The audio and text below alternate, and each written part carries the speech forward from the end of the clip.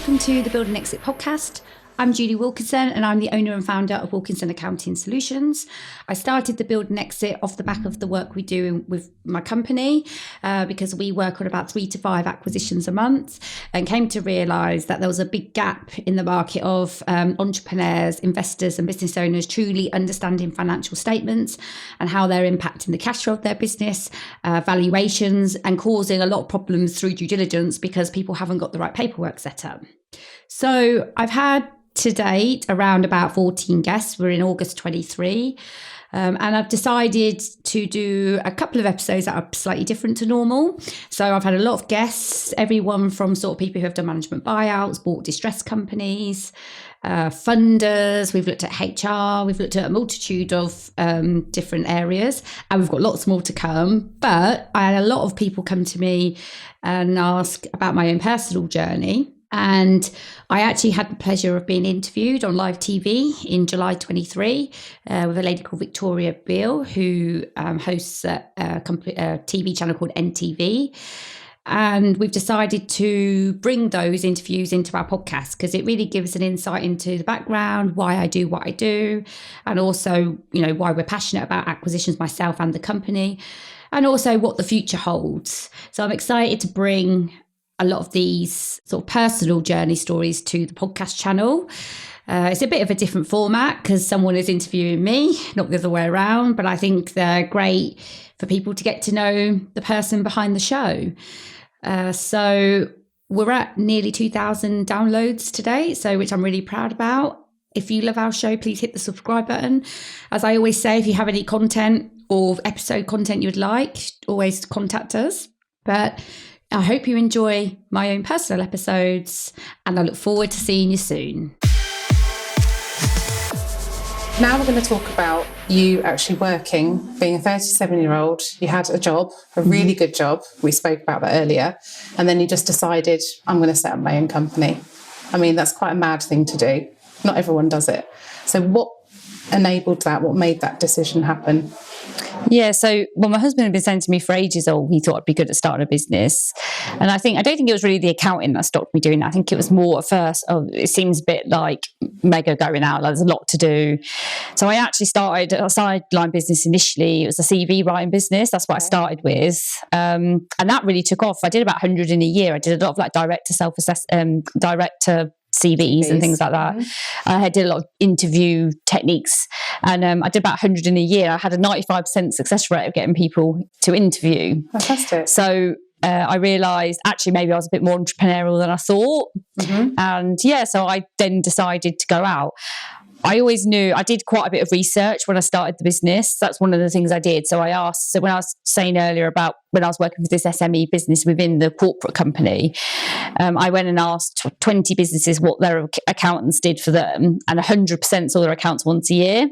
Right. So I found it quite strange because I'd never worked in practice. So practice is like in an accounting firm and working for lots of companies. I'd always worked in corporate, so for like one big company. So I'd had 20 years at that point nearly in supply chain, commercial finance. I think I pretty much worked in every job you can work in a finance department in a corporate company. And then I went and spoke to accounting firms. I asked them, well, what do you offer? And I was told nobody values management accounts. They don't want it. It's hard to sell it. So a lot of people tried and then just went back to doing sort of tax returns and bookkeeping. When I sort of delved into like what people saw as management accounts, I could see it wasn't really what I believed was management accounts because I came from this, commercial environment, what reporting management information was. So what I realised was I think I had a skill set. I didn't necessarily know at the time how I was going to use the skill set, but I knew I had a skill set. That's what I knew.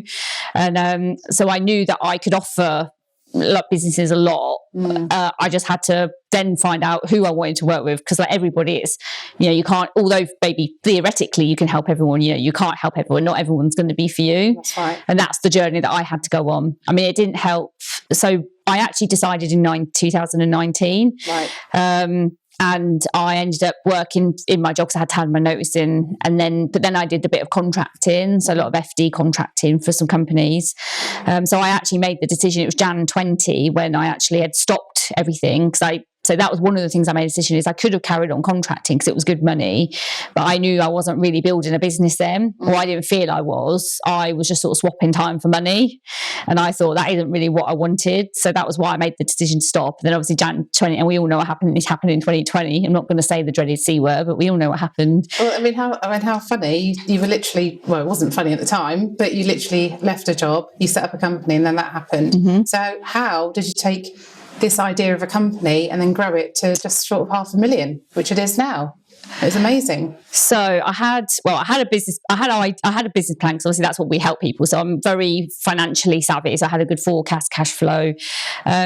And I kind of just stuck to my guns. So I invested a lot of money. So the first year, I think I invested probably about £15,000. And what I did was, because I had no social media presence at all in Jan 20, I was like, this is a bit of a worry, because I had like not really any customers, no social media presence, and I had to just get out and do it. So that I did a bit of networking, invested this money in sort of LinkedIn training, sales training and personal development to sort of learn, because I knew that I wanted to do sort of more advisory services. But it was, how do you sell those services to people? So I did get some CFO work. But so the first thing I did was, although I did kind of do contracting, but I changed it. So rather than doing 5 days, I actually did more project-based pricing, because I think the best way you make money is not to swap your time for money, is to sort of more do project-based. So that was how I first swapped it, was to make some money, but not work every day of the week. Yes. And then I had to and I outsourced a lot from the beginning. So I brought IT firms and outsourced bookkeeping things on right from the beginning, even though technically I could have done it at that time. I just knew that I didn't want to be wasting my time doing those things. So I invested. So I suppose I took a lot of risk, because I invested a lot of money and I spent a lot of money, even though maybe I wasn't always earning a lot of money. But then that just opened doors to me. So I did some FD works, and how I got into acquisitions. So obviously we specialise in mergers and acquisitions now. So we help people buy and sell businesses. That's one of our key areas. But how I got into that initially was I'd done some CFO work for a company. And anyway, long and short of it was, at the end of the contract, the broker came to me and said they were so impressed with what I'd done, would I help them? So I went and sort of contracted, because back then it was just me, obviously, in 2020. So I went and did some consulting into some acquisition work for 5 or 6 companies, deals. And I thought, I can do this. I didn't have the infrastructure at first, so that's what I had to build, like my own infrastructure to be able to do it. So that's what I did. I just built the services and the packs and went out and got the CFOs. How did you do that, to build the infrastructure? Summarise that. I sort of packaged up the services that I thought people needed. Obviously, we have developed it over time, because I didn't know. I reached out to networks. I also spent 18 months building a LinkedIn presence. So that was another thing that I did, was I didn't go off. So it took me a long time, probably at least 18 months to build a proper, to get good traction. An audience, basically. Yeah. And I think people can get, if the algorithm's not working, they can't be bothered to show up. I think you do just have to persist and not change necessarily. Because I could have at any time just gone, do you know what? I'm just going to go and do tax and bookkeeping. How often did you post on LinkedIn, for example? Well, I posted every day. Every day. Now I post 2 to 3 times every single day still. I just schedule mine to like once a week to post them. Yeah. But and I just had to keep going, and they did flop, at some times, and sometimes it was good. But now I'm seen as quite, I get a lot of positive feedback. I get a lot of traction from LinkedIn, especially like direct messaging things in the acquisition industry specifically. And obviously now I've launched my podcast this year as well. Very exciting. Yeah. So tell us more about that. Yes, I decided to launch. So now we're on all social. So we're on Insta, TikTok, we have SEO, LinkedIn. And I decided to go on the podcast just because, I just like this sort of thing, really. I like podcasts. So I initially just guested on them and then decided to launch my own. It's called the Build and Exit. And it is specifically around sort of acquisitions and exit planning. And I did it because I just saw there was such a lack of financial acumen in business in general. Yeah. So we see, because of the consultancy work we do, we see a lot. So we probably see about 100 balance sheets a month, I'd say, within the company. And 98% never reconcile. No. And most business owners don't really understand. That's why brokers get a bad name, because the people are expecting the brokers to do like the adjusted EBITDAs for the valuations, and they don't know how, because it's 10 years of bad accounting that's causing the problems, not really, and the understanding of the business in general. So I just thought, people need more guidance and support. And that was the reason I started the podcast. Yeah. So in an ideal world, if you could wave a magic wand, okay, there's young people watching this show today and they think, I want to be an entrepreneur, I want to be like Julie. What advice could you give them? I think definitely to have a business plan and a financial plan. How important is that? Just to express the importance of that part. I think it's 100% important, because I think a lot of people get where they are from luck, because some work, some doesn't work. We saw in COVID with the bounce back loans, people are trading off other people's money because they're not managing their cash flows, because they're using their VAT and their tax money without planning it. And then when something happens, so obviously COVID was a big problem, but even if you're trying to change something in a business, and maybe you want to expand or do something differently, you come up against challenges then, because you don't have the right information to make decisions. So I really believe everyone should be planning. Yeah. I don't think you should have a business really without some form of plan. And that's the beauty about your company, is that you help with all of those things. It's very few accountants who will just do, they'll just do the accounts. They won't do the full commercial growth and planning, and then eventual acquisition side. So tell us about the mergers and acquisitions, because that is your specialist area. For people watching. Explain in layman's terms what that means and how you are actually on the sort of curve of that. Yeah, so mergers and acquisitions is basically, in simple terms, you buy businesses. So you're buying a business or somebody else. Either you're buying the assets or you're buying the shares of the company.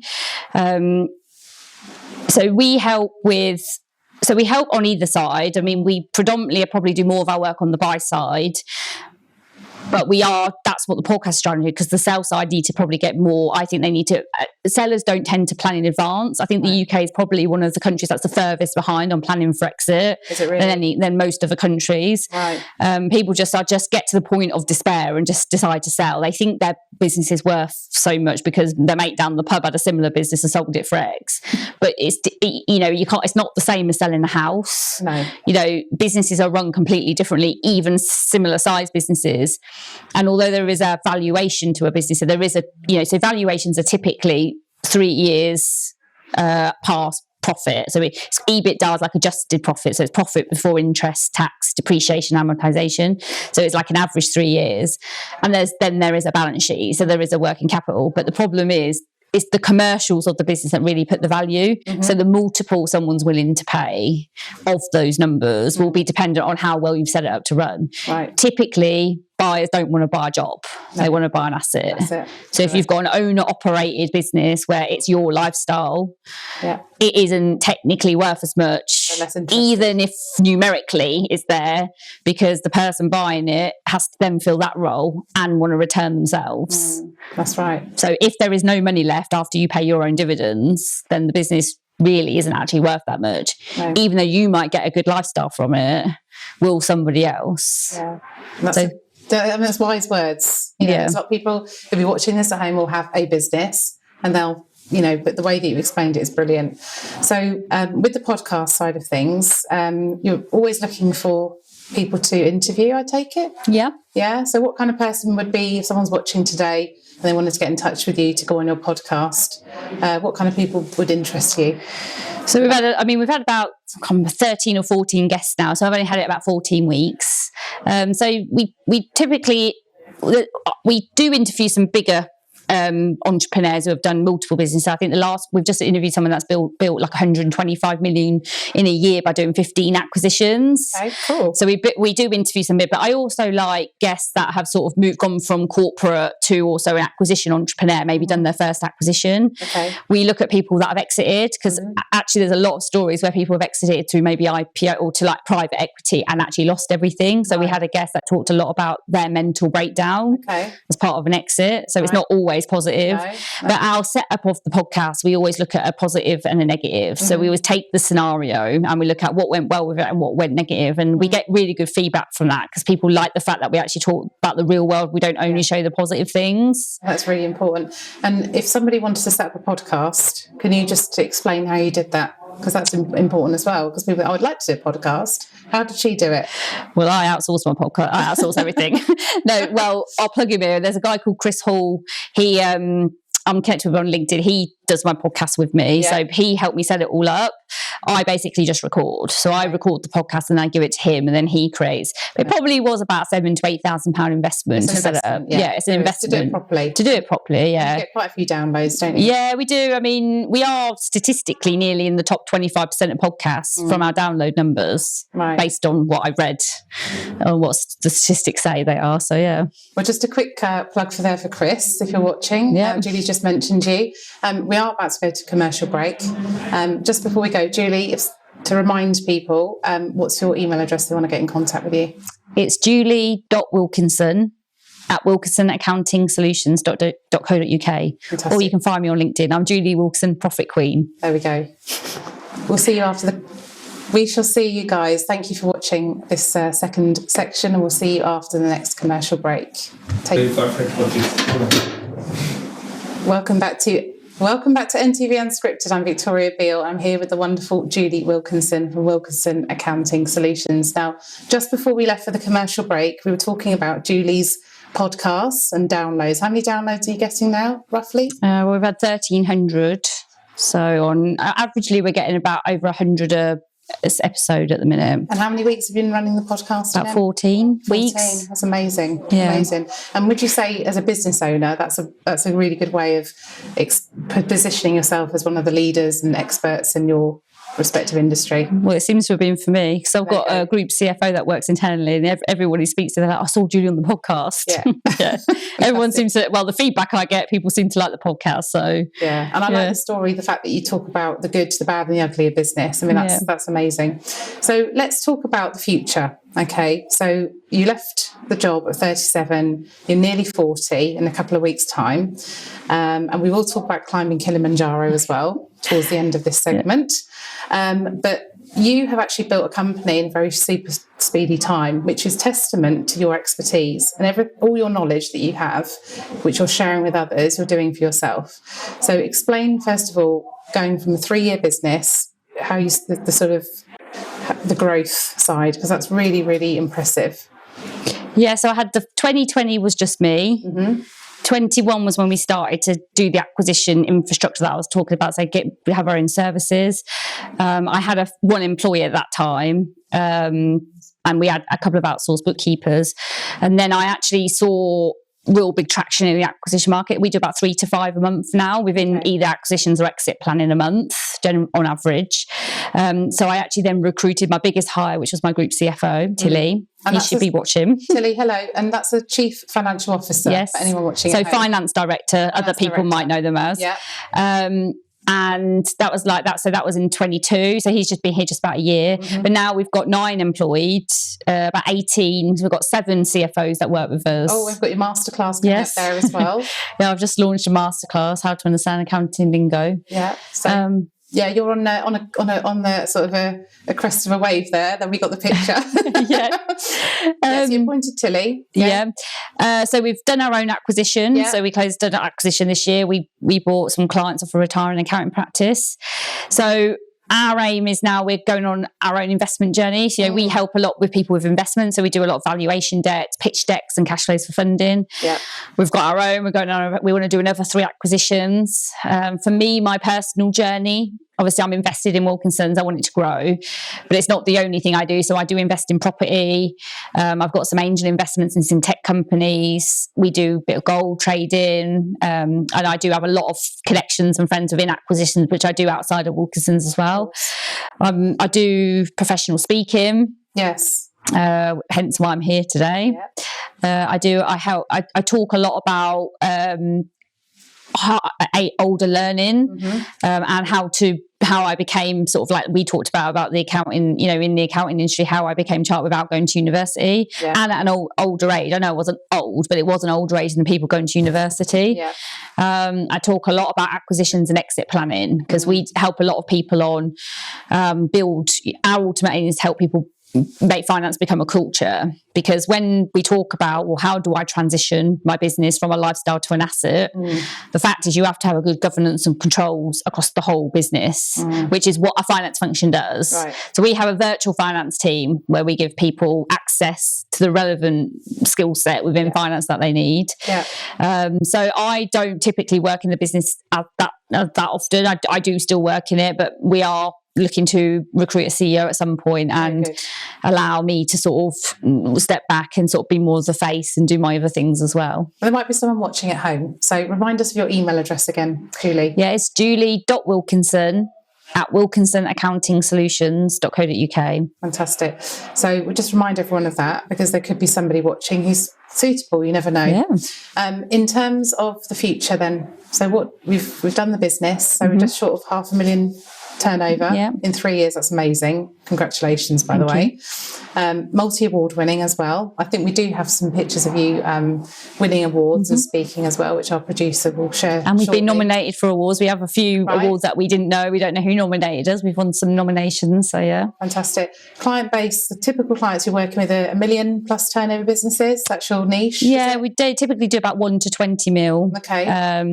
Work all over the world. So we work in 11 countries at the minute. That's amazing. And we work, like I say, we help people get their funding, so helping them with their cash flows and pitch decks. Fantastic. And I suppose my personal journey is just to keep growing it. Like I say, we're going on our own acquisition journey, and me personally, I'm trying to go, I'm continuing with my professional speaking and my master classes, and obviously we've got some events launching, haven't we, Victoria? We do. We have Global Women's Conference. At the Global Women's Conference. The first of its kind in Milton Keynes on the 6th of October, I believe, at Hotel Latour. So yes, we will send details of that, and I'll talk about that next time.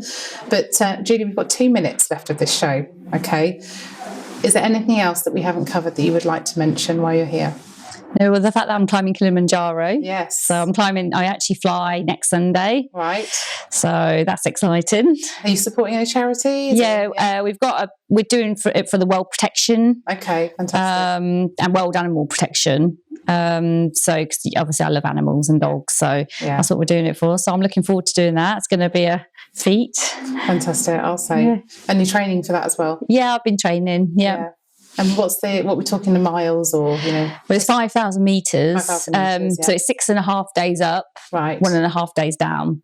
Which sounds strange, but it's because you're acclimatizing. So obviously it's the altitude. Yeah, fantastic. Yeah. Well, look, just before we go, because we only have a couple of minutes left now, what if someone's watching this, particularly a young woman, let's say, or a young man, but I think you're going to inspire lots of women today. What's the sort of top tips you could give somebody who's inspired by your story? I want to be like her, I want to be an entrepreneur. What would you say to them now? I think start to meditate and not get dwelled into the day-to-day. So try and step outside of your comfort zones a little bit, because when if we always do the same thing, nothing ever changes. Have a plan. So plan it, what you want to do, and then give it a go, and stick to your plan. People move out of fear too often. Like I see it quite a lot. They're doing one thing and then they don't get what they think they're going to get, so they'll just do something else because it might make them a bit of money at that time, but actually it's not really what they want to do. So it's not aligned to them personally, so they don't really enjoy it. And in the end, what most people end up doing, even when they run a business, is build themselves another job. Right. Which I think is why a lot of people get out of want to go into entrepreneurship, not to do that. But I think unfortunately a lot of them do. Yeah. And that's what we see a lot in the acquisitions, when so many people are still running their business and have been for 20 years. Yes, exactly. Okay, well, we've got like 30 seconds left of this show. So just remind us of your email again. julie.wilkinson@wilkinsonaccountings.co.uk. And you're all over social media, Facebook, Insta, TikTok, obviously the Build and Exit podcast. Yeah. LinkedIn, Facebook. So we're on all socials.